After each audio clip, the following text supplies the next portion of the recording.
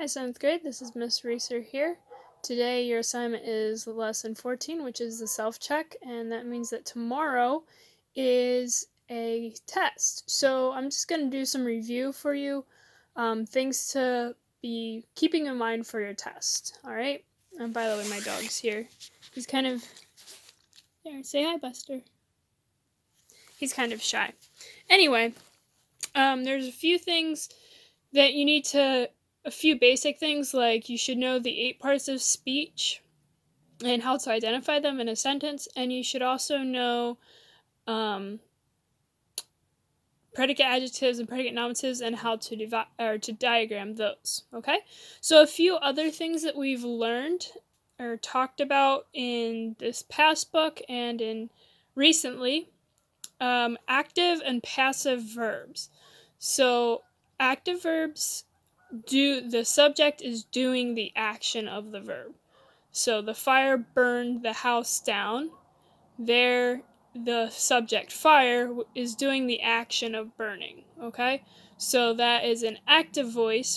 A passive verb, the subject is receiving in passive, the subject is receiving the action. So you could say the house was burned last night. There, the subject house is receiving the action of being burned. So that is what we call passive voice. You should also be familiar with gerund phrases. We already learned that gerunds are verb forms used as nouns that end in ing, and we've talked about gerund phrase is the gerund plus any words that modify it, or any complements like direct objects. So make sure you know how to identify those and also how to diagram those. Next, we have a quote within a quote, and just remember, when you have a quotation within a quotation, you only use single quotation marks. All right, the first quotation gets double. The second quote gets single quotation marks. All right, and a big thing to know for this is the 4 sentence types that we've talked about. So we've talked about simple before. A simple sentence is 1 independent clause. A compound sentence is 2 independent clauses joined with either a semicolon or a coordinating conjunction, for, and, but, nor, or, and yet. A complex sentence is at least one independent is one independent clause and at least one dependent. Okay, so complex has one independent and at least one dependent.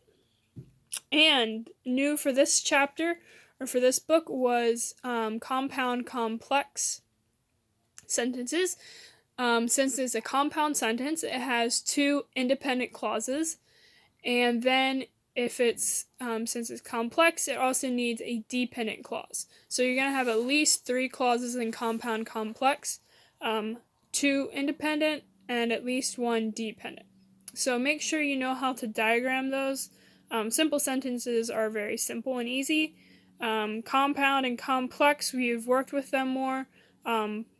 Compound sentences and complex sentences you've worked with, but compound complex sentences you haven't as much, so make sure you're familiar with that.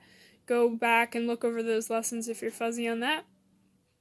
So I hope you feel well prepared for your test tomorrow, and thank you for your hard work, and I hope you have a good day.